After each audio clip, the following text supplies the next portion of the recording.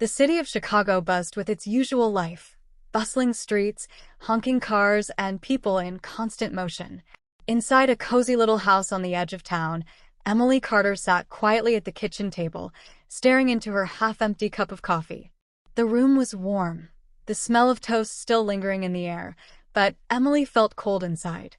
She was thinking about the choices that had brought her here, the mistakes that weren't really mistakes, but deliberate decisions. Emily was married to Daniel Carter, a man she had met during college at the University of Michigan.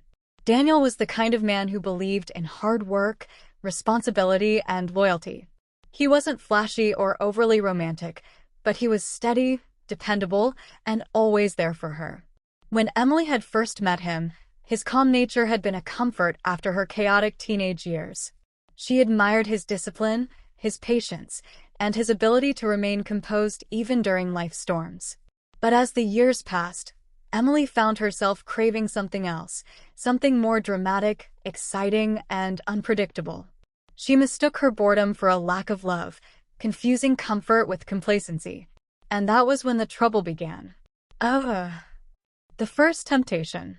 At work, Emily had grown close to a coworker named Ryan Mitchell. Ryan was charismatic, outgoing, and funny. He had a way of making everyone laugh, even during stressful meetings. He noticed details others ignored, like when Emily wore a new dress or when she changed her hairstyle. His compliments felt refreshing, especially compared to Daniel's quieter love. At first, it was harmless. A few jokes, some laughter over lunch breaks, and the occasional coffee together before work. Emily told herself it was nothing serious. Just friendship, she whispered every time guilt pricked her heart. But deep down, she knew she was playing with fire. The choice. One rainy evening after a late meeting, Ryan offered Emily a ride home. Instead of saying no like she knew she should, she accepted. The car ride was filled with jokes, stories, and laughter. Emily felt a rush she hadn't felt in years, and when Ryan pulled up in front of her house, she hesitated to leave. That hesitation was her choice. Later that week, the friendship crossed lines it should never have crossed. Emily convinced herself it was just one bad decision, a slip, a mistake. But the truth was clear. It wasn't a mistake. It was a choice. The regret.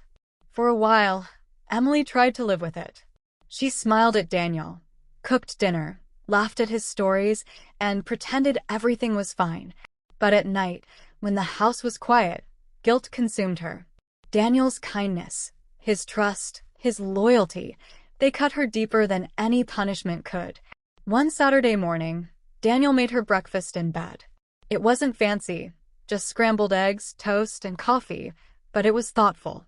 "I know you've been stressed with work. I just wanted to make things easier today," he said, smiling.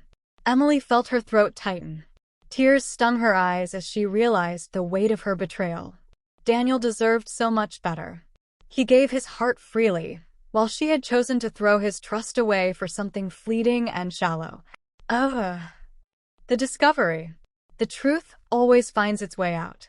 Ryan, careless and immature, bragged about their closeness to another coworker. Whispers spread, and eventually one of Emily's friends, someone who cared about Daniel, decided he had a right to know. Daniel found out on a Tuesday evening.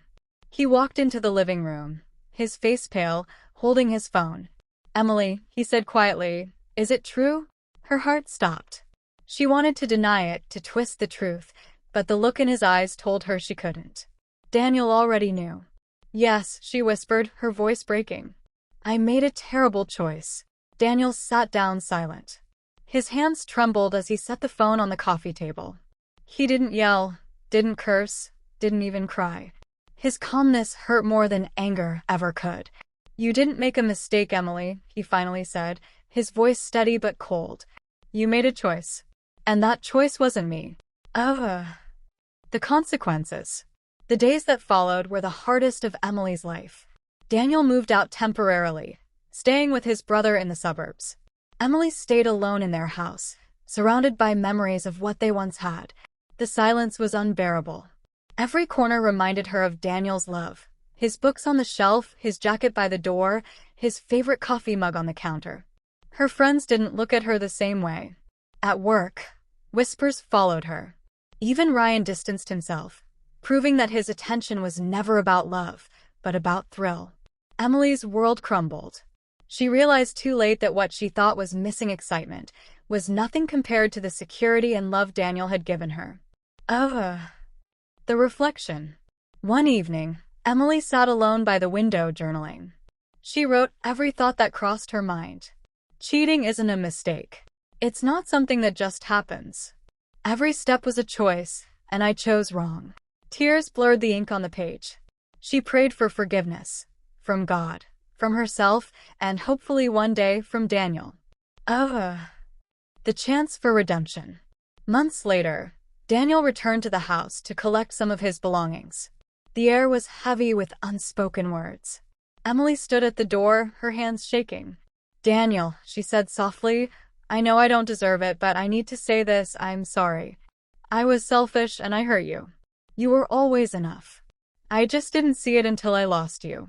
Daniel looked at her, his eyes tired but still kind. "Emily," he said, "I don't hate you. But trust, once it's broken, it's almost impossible to rebuild. I don't know if I can ever look at you the same way." Her heart sank, but she nodded. She knew healing would take time, maybe years. Or maybe Daniel would never come back. That was the price of her choice. The lesson. Emily's story became a reminder, to herself and to anyone who heard it, that cheating isn't a slip or an accident, or something to brush off as just a mistake. It's a choice, one that destroys trust, breaks hearts, and leaves scars that never fully heal.